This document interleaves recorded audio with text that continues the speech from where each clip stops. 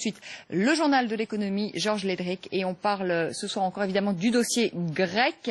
Il n'y a toujours pas d'accord ce soir, voilà ce que l'on peut dire. Oui, pour le moment il n'y a pas d'accord. Les ministres des Finances de la zone euro ont terminé la réunion de l'Eurogroupe. Pour l'instant on n'a pas encore de détails, mais au vu des premières déclarations de son président, Jérôme Dijsselbloem, qui a parlé un tout petit peu avant de rentrer, il expliquait qu'il avait regardé le discours et qu'il estimait qu'il était difficile d'envisager un nouveau plan d'aide. Donc pour le moment ça semble peu probable. Pourtant Alexis Tsipras avait fait déjà quelques concessions.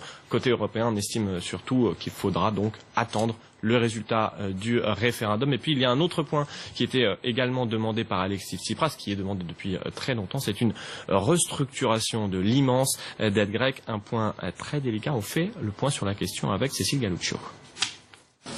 Restructurer la dette, les Européens ne veulent pas en entendre parler.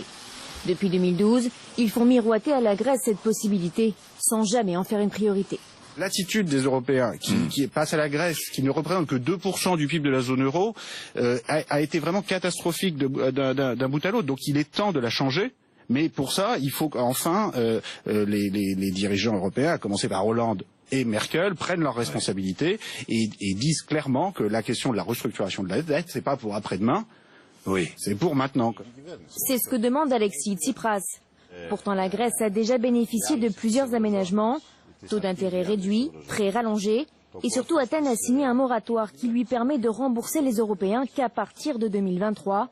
L'allègement ne serait donc pas immédiat.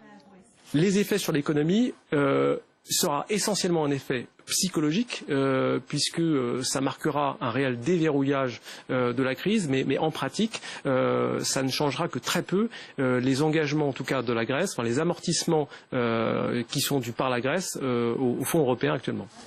Un impact psychologique qui permettrait le retour de la confiance au sein de la population, des entreprises et des marchés. Georges, dernière bouée de sauvetage pour les banques grecques, c'est la BCE qui continue à fournir en liquidité. Effectivement, et puis également